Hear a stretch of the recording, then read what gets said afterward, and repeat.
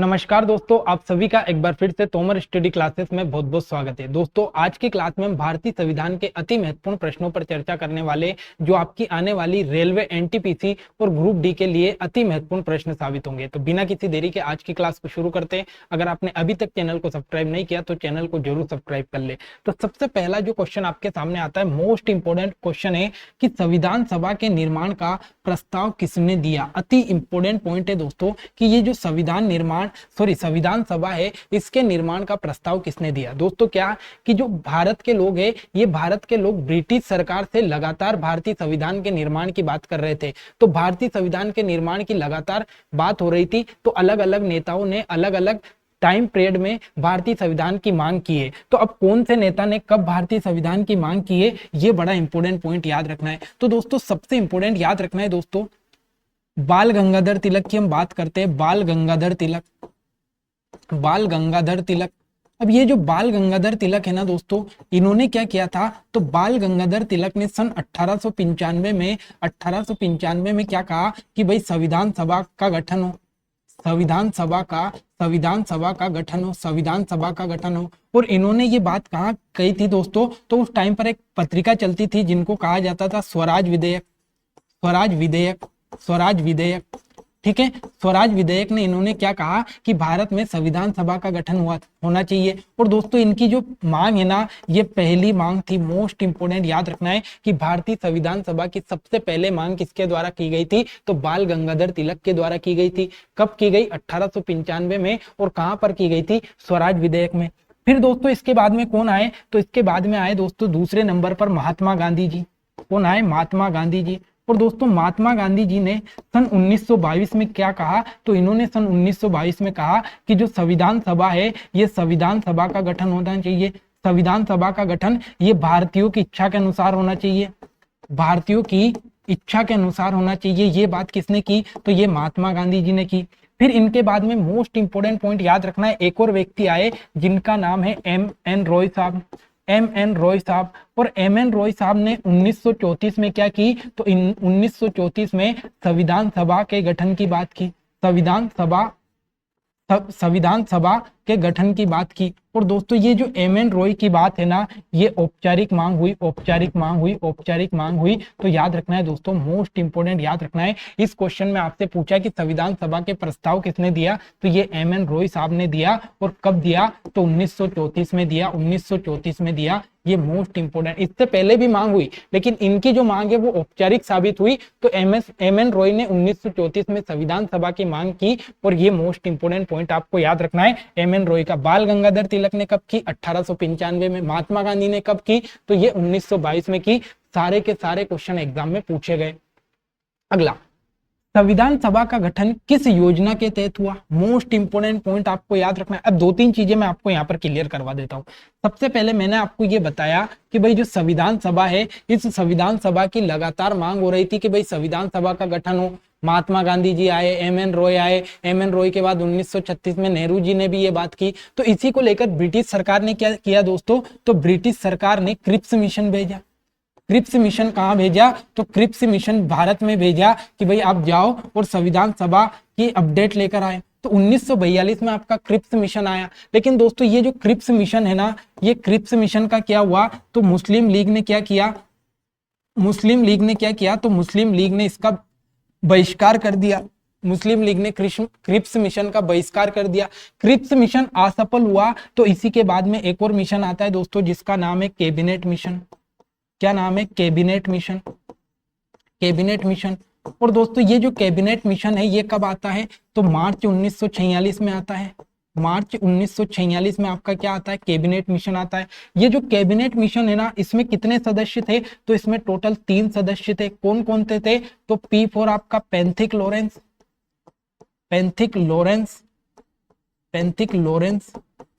ठीक है, A for आपका एवी अलेक्जेंडर साहब, एवी अलेक्जेंडर। और एस फॉर आपका स्टेफोर्ड क्रिप्स। ठीक है, इस क्रिप्स। तो ये 3 सदस्य इसमें थे। अब सबसे इंपॉर्टेंट पॉइंट ये याद रखना है दोस्तों कि ये जो क्रिप्स मिशन आया ना भारत में 1946 में, इसमें 3 सदस्य थे, पेंथिक लॉरेंस, एवी अलेक्जेंडर और स्टेफोर्ड क्रिप्स। और दोस्तों ये जो कैबिनेट मिशन है ना, इसी कैबिनेट मिशन के तहत आपका क्या हुआ, तो संविधान सभा का गठन हुआ। क्या हुआ, तो जो संविधान सभा है, ये संविधान सभा आपका किसके तहत गठित हुई, तो ये कैबिनेट मिशन के तहत हुई। तो अगर आपसे एग्जाम में पूछे कि कैबिनेट मिशन के द्वारा किसका गठन हुआ, संविधान सभा का, या फिर क्वेश्चन पूछ सकता है कि संविधान सभा के गठन का आधार क्या बना, तो ये कैबिनेट मिशन हुआ, कैबिनेट मिशन हुआ। अब दोस्तों जब कैबिनेट मिशन आया, इसने बोल दिया कि भाई संविधान सभा का गठन होना चाहिए, तो इस संविधान सभा में कितने सदस्य होना चाहिए, तो 389 सदस्य होना चाहिए। ये बात भी किसने की, कैबिनेट मिशन ने की, कैबिनेट मिशन ने की। तो ये इतने इंपॉर्टेंट पॉइंट आपको कैबिनेट मिशन के बारे में याद रखना है। इसी कैबिनेट मिशन के तहत संविधान सभा का गठन हुआ और इसी संविधान सभा ने क्या किया, तो भारत के संविधान का निर्माण किया। ये पॉइंट आपको याद रखना है। अगला, भारतीय संविधान सभा के पहले अध्यक्ष कौन बने। अब देखो स्वाभाविक सी बात है कि भारत में कैबिनेट मिशन आ गया, संविधान सभा का गठन हो गया। अब भाई संविधान सभा है, उसको संविधान बनाना है, तो उसके लिए बैठक भी करनी पड़ेगी, मीटिंग भी करनी पड़ेगी। तो दोस्तों याद रखना है, बात है 9 दिसंबर 1946 की। और 9 दिसंबर 1946 को संविधान सभा की पहली बैठक होती है, पहली बैठक होती है।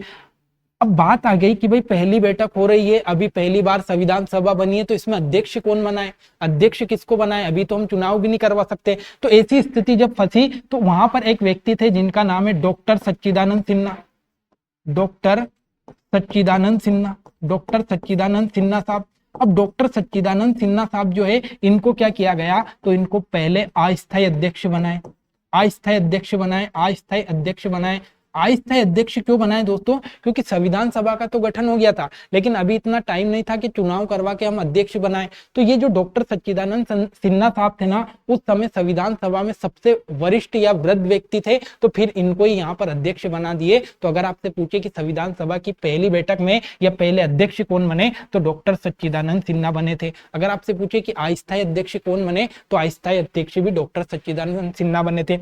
अब दोस्तों इसी के 2 दिन बाद क्या होता है, तो इसी के 2 दिन बाद अपन पहुंचते 11 दिसंबर को, 11 दिसंबर 1946 को। और 11 दिसंबर 1946 को संविधान सभा की दूसरी बैठक होती है दोस्तों, दूसरी बैठक होती है। और इस दूसरी बैठक में जो स्थायी अध्यक्ष बनते हैं, वो स्थायी अध्यक्ष कौन बनते, तो डॉक्टर राजेंद्र प्रसाद साहब बनते, डॉक्टर राजेंद्र प्रसाद साहब बनते हैं। तो अगर आपसे पूछे कि संविधान सभा के स्थायी अध्यक्ष कौन बनते हैं, तो स्थायी अध्यक्ष डॉक्टर राजेंद्र प्रसाद बनते। और आगे चलकर भारत के पहले जो राष्ट्रपति बनेंगे, वो भी डॉक्टर राजेंद्र प्रसाद बने थे। दोस्तों 11 दिसंबर के 2 दिन बाद फिर हम चलेंगे, तो 11 दिसंबर के 2 दिन बाद हम चलेंगे, तो आता है आपका 13 दिसंबर।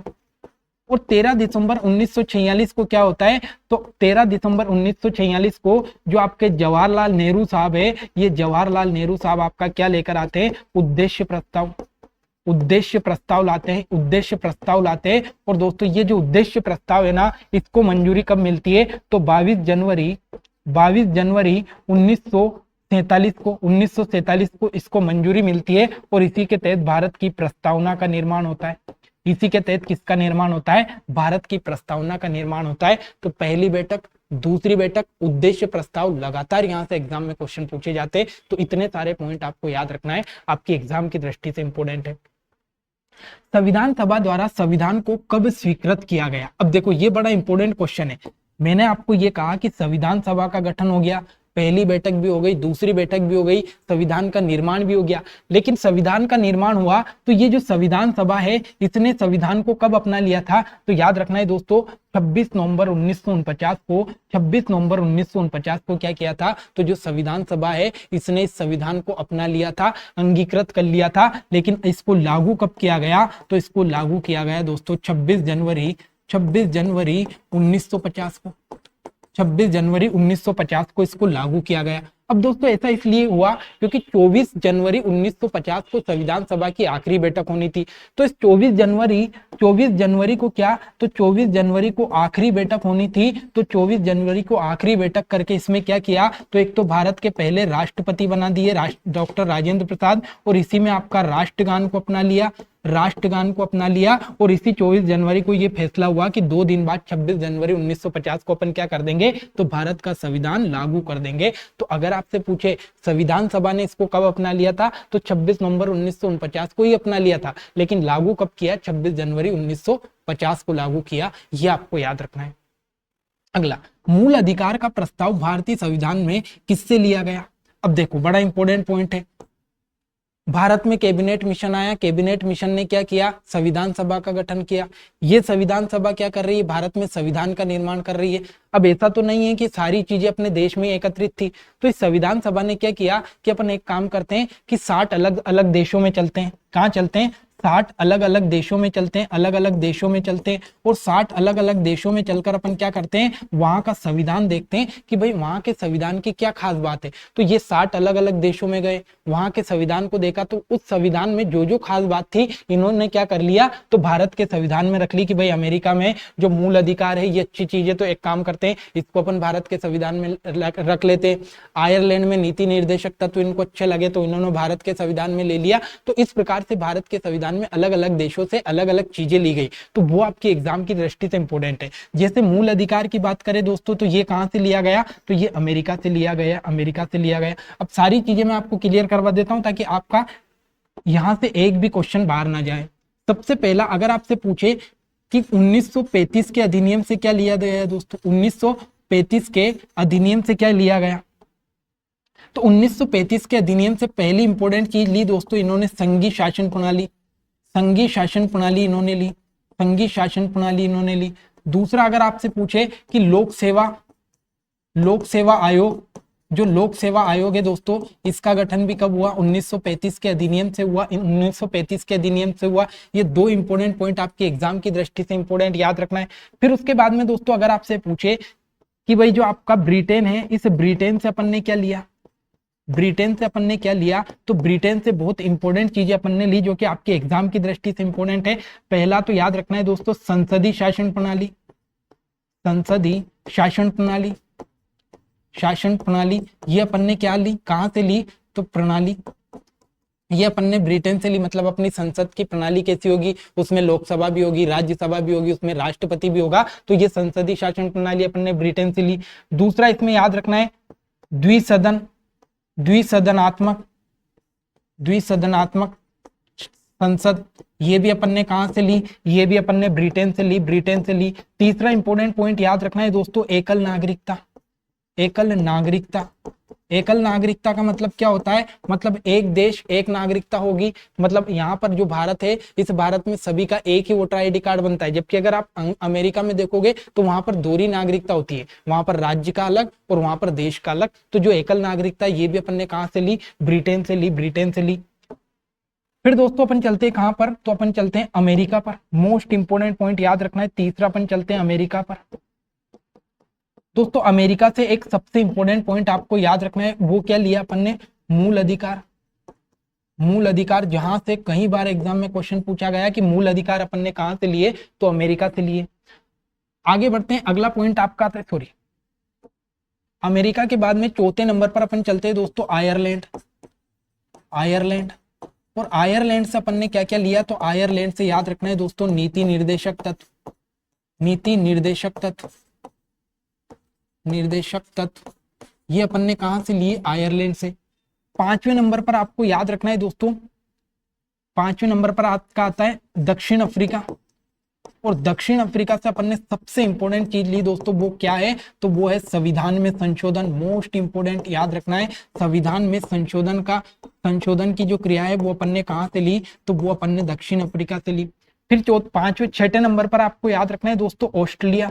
इस ऑस्ट्रेलिया से अपन ने क्या लिया, तो ऑस्ट्रेलिया से दो इंपॉर्टेंट चीजें अपन ने ली, एक तो समवर्ती सूची, समवर्ती सूची, और समवर्ती सूची के बाद में एक आपका संयुक्त बैठक, संयुक्त बैठक, संयुक्त बैठक ये अपन ने कहां से लिया, तो ये अपन ने लिया ऑस्ट्रेलिया से। ऑस्ट्रेलिया से ये इतनी चीजें आपको याद रखना है, तो ये सारे इंपॉर्टेंट क्वेश्चन यहां से आपके एग्जाम में बनते हैं। अगला संघीय प्रणाली का विचार भारतीय संविधान में किस देश से लिया? मोस्ट इंपोर्टेंट पॉइंट याद रखना है दोस्तों कि जो संघीय प्रणाली है, इस संघीय प्रणाली का जो विचार है ये अपन ने कहां से लिया? तो ये अपन ने कनाडा से लिया, कनाडा से लिया दोस्तों। कनाडा में एक तो संघीय प्रणाली अपन ने ली, संघीय प्रणाली, और एक और कनाडा से अपन ने लिया दोस्तों कि केंद्र द्वारा राज्य में राज्यपाल की नियुक्ति, राज्य में राज्यपाल की नियुक्ति, ये प्रावधान भी अपन ने कहां से लिए? तो ये भी आपको याद रखना है दोस्तों, ये भी अपन ने कहां से लिए? कनाडा से लिए। तो इतने इंपॉर्टेंट पॉइंट आपके एग्जाम की दृष्टि से इंपॉर्टेंट है, ये भी अपन ने जाना। अगला, भारतीय संविधान की पहली अनुसूची किससे संबंधित है? मोस्ट इंपोर्टेंट पॉइंट याद रखना है दोस्तों। ये जो भारत का संविधान है ना, इस भारत के संविधान में दोस्तों टोटल कितनी अनुसूचियां है? तो टोटल 12 अनुसूचियां हैं। लेकिन अगर आपसे पूछे कि भाई मूल संविधान में कितनी अनुसूचियां थी, तो दोस्तों जब भारत का संविधान बना था ना, मूल संविधान, उसमें 8 अनुसूचियां थी। लेकिन बाद में दोस्तों 4 अनुसूचियां और जोड़ दी, तो वर्तमान में कितनी अनुसूचियां है? वर्तमान में आपकी 8 अनुसूचियां है। और दोस्तों ये जो पहली अनुसूची है ना, ये राज्य और संघ क्षेत्रों के बारे में हमें जानकारी देती है। ऑप्शन नंबर ए इसका राइट आंसर है। सबसे इंपॉर्टेंट पॉइंट आपको ये जानना है कि भाई 8 जो अनुसूचियां थी, उसके बाद में जो 4 और अनुसूचियां जोड़ी गई, उनके बारे में अपने को जानकारी लेना जरूरी है, क्योंकि वहां से एग्जाम में क्वेश्चन पूछ सकता है। तो सबसे पहले आपकी 8 अनुसूचियां थी, 4 और जोड़ी गई, मतलब 12 अनुसूचियां है। तो बाद में जो 4 अनुसूचियां जोड़ी, उनके बारे में, तो पहले तो 9वीं अनुसूची जोड़ी, 9वीं अनुसूची।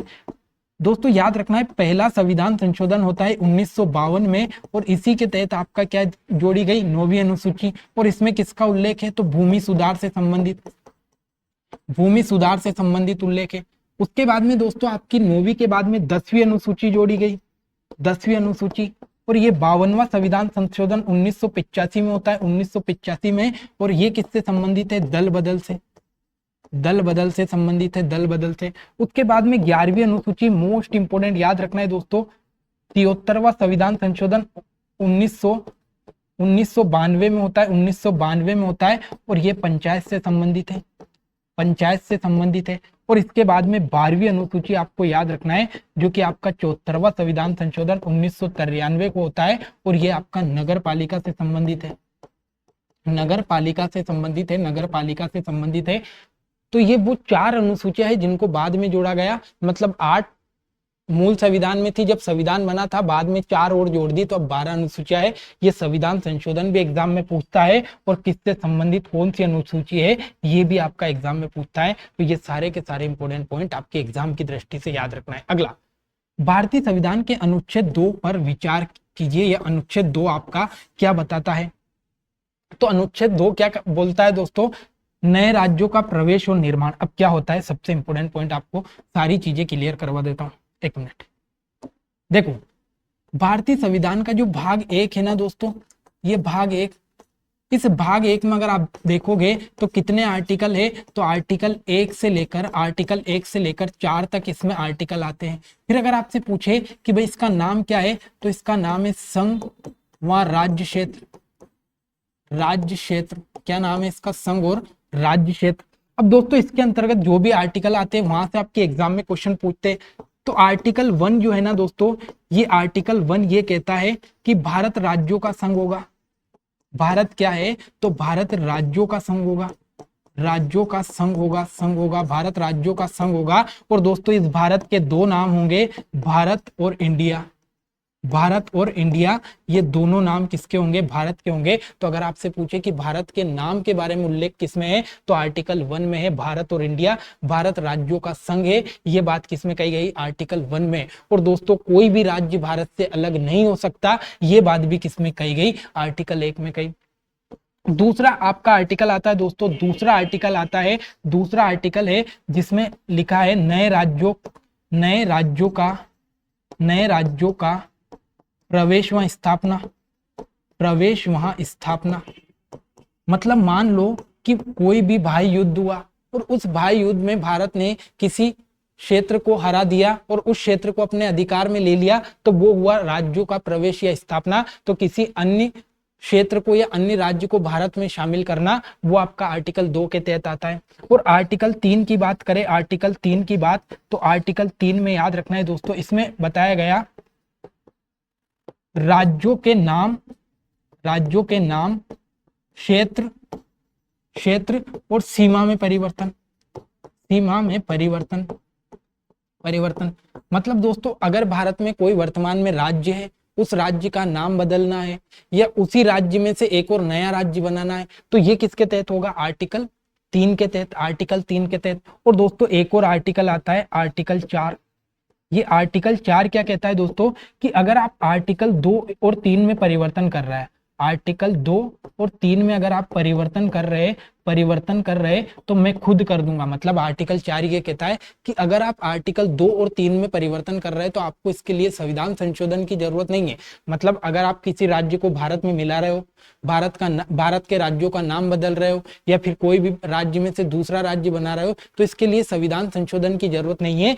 ये किसके तहत हो सकते हैं, आर्टिकल 4 के तहत हो सकता है।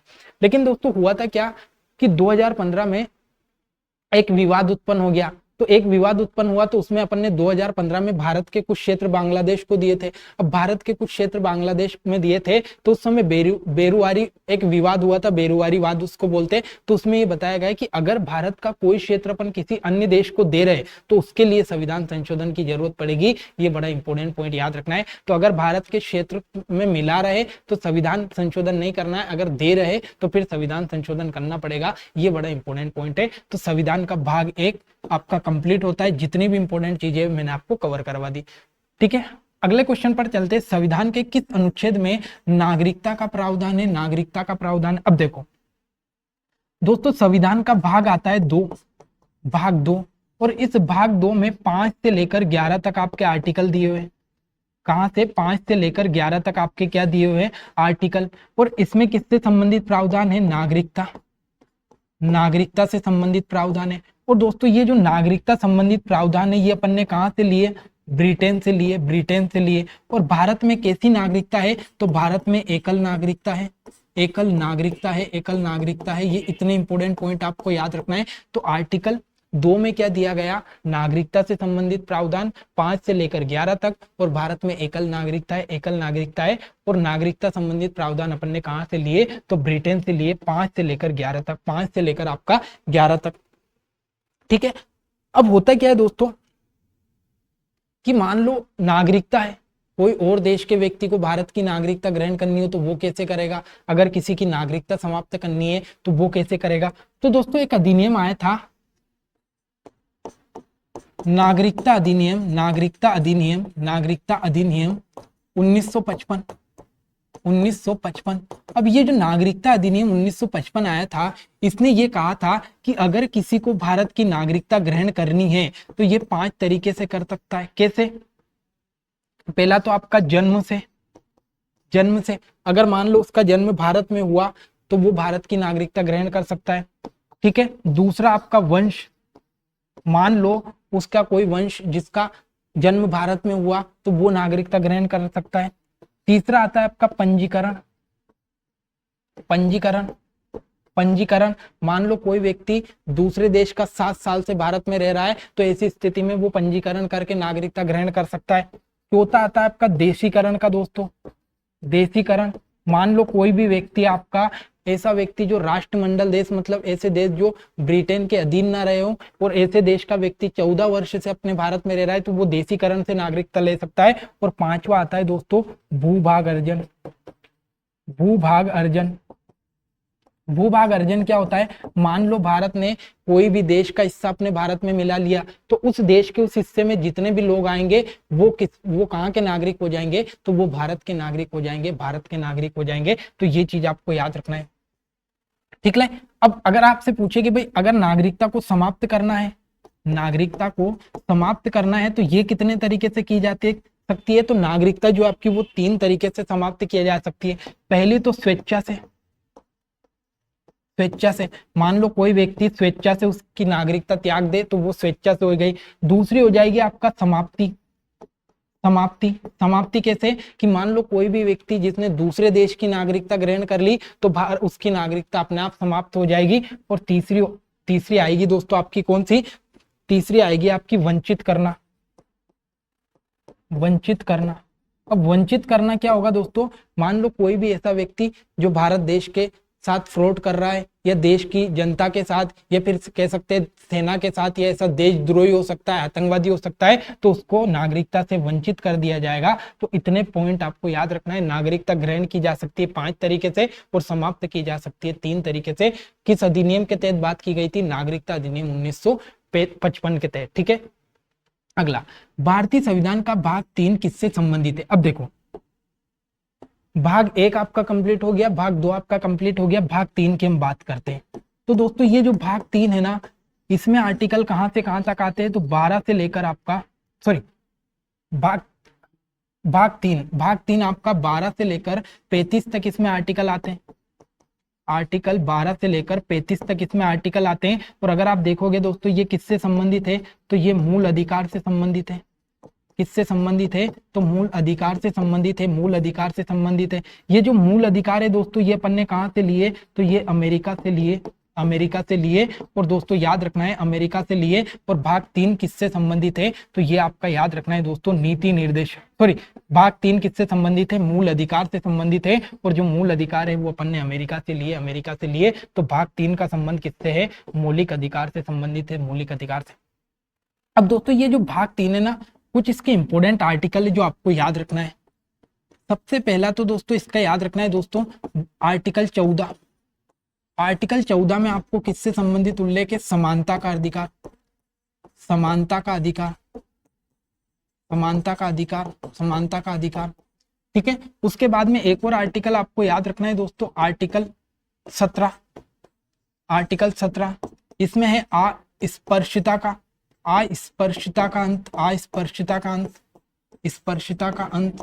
ठीक है, उसके बाद में एक और आर्टिकल आता है दोस्तों, इसमें कौन सा, आर्टिकल 18। और आर्टिकल 18 में आपका है उपाधियों का अंत, उपाधियों का अंत। ये सारे वो आर्टिकल है जो आपके एग्जाम की दृष्टि से इंपॉर्टेंट है और एग्जाम में कई बार पूछे गए वो सारे आर्टिकल है। फिर अगर आपसे पूछे दोस्तों आर्टिकल 24, तो जो आर्टिकल 24 है ना दोस्तों, ये बड़ा इंपॉर्टेंट है, बाल श्रम निषेध से संबंधित है। बाल श्रम निषेध मतलब 14 साल से कम बच्चा आयु का बच्चा जो है उससे बाल श्रम नहीं करवा सकते। ये आर्टिकल 24 में आपको याद रखना है। और एक और इंपॉर्टेंट पॉइंट याद रखना है दोस्तों, आर्टिकल 32। आर्टिकल 32 जो है दोस्तों, ये संवैधानिक उपचारों का अधिकार, संवैधानिक उपचारों का अधिकार, उपचारों का अधिकार। ये सारे के सारे आर्टिकल आपको याद रखना है जो आपके एग्जाम की दृष्टि से इंपॉर्टेंट है। यहां से आपके लगातार क्वेश्चन एग्जाम में पूछा जाता है।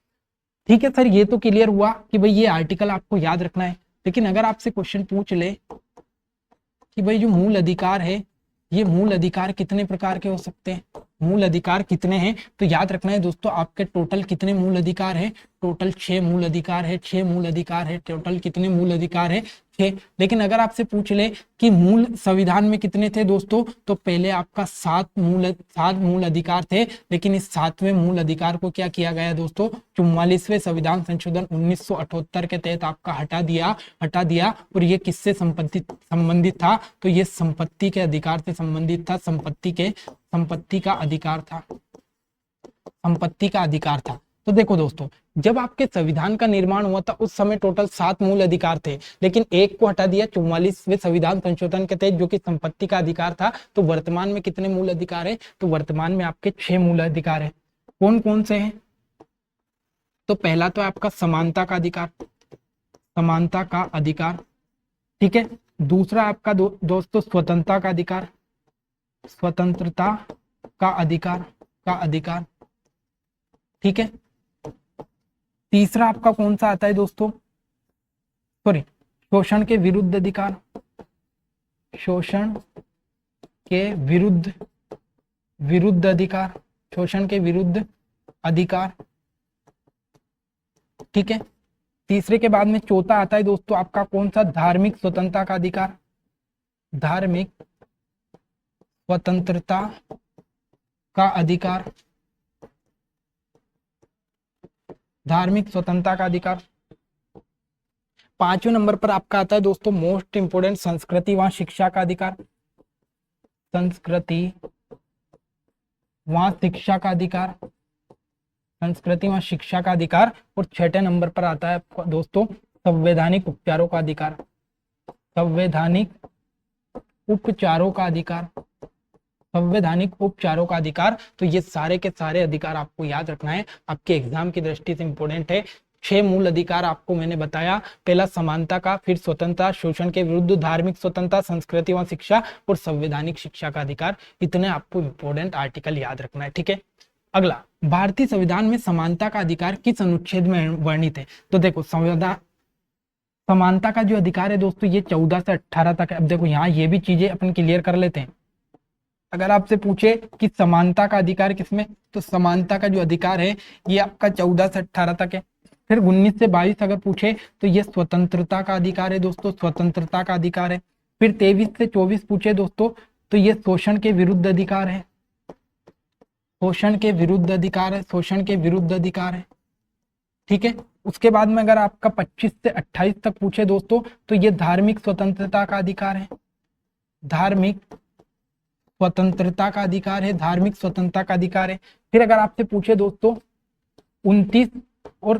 29 से आपका 29 और 30 में क्या है, तो 29 में दोस्तों आपका संस्कृति और शिक्षा का अधिकार, संस्कृति वहां शिक्षा का अधिकार, संस्कृति वहां शिक्षा का अधिकार। और अगर आपसे पूछे कि 32 में कौन सा अधिकार है, तो 32 में है संवैधानिक उपचारों का अधिकार, संवैधानिक उपचारों का अधिकार, उपचारों का अधिकार।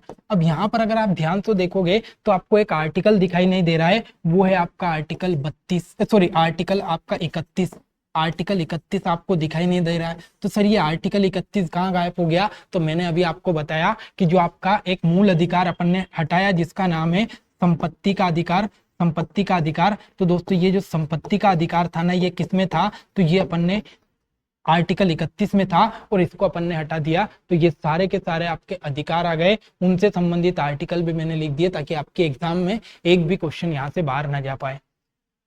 भारतीय संविधान के अनुसार मौलिक अधिकारों का प्रवर्तन करने का अधिकार किसे? देखो दोस्तों सबसे इंपॉर्टेंट चीज याद रखना है कि ये जो मौलिक अधिकार है ना, ये क्या है? न्यायवादी है, प्रवर्तनीय है। मतलब अगर आप कोई भी किसी भी व्यक्ति के मौलिक अधिकारों का हनन होता है तो ऐसी स्थिति में आप सुप्रीम कोर्ट जा सकते हो। तो याद रखना है जो मौलिक अधिकार है ना, इनका जो प्रवर्तन करने का अधिकार है ये किसको है? सर्वोच्च न्यायालय और उच्च न्यायालय को है। ऑप्शन नंबर 20 का राइट आंसर है। 2-3 चीजें और मैंने आपको यहाँ पर क्लियर नहीं करवाई दोस्तों। अगर आपसे पूछे कि मान लो जो राज्य है इन राज्यों में जो परिवर्तन करना है, राज्य में परिवर्तन करना है, इस परिवर्तन करने का अधिकार किसके पास है? संसद के पास है। मान लो कोई भी राज्य है, उस राज्य का नाम बदलना है, उसकी क्षेत्र सीमा में परिवर्तन करना है, तो ये सबसे ज्यादा इनका इंपोर्टेंट या इसका अधिकार किसके पास है? संसद के पास में। अगर आपसे पूछे कि भाई जो नागरिकता है, इस नागरिकता से संबंधित जो कानून बनाने का अधिकार है, ये कानून बनाने का अधिकार भी किसके पास है?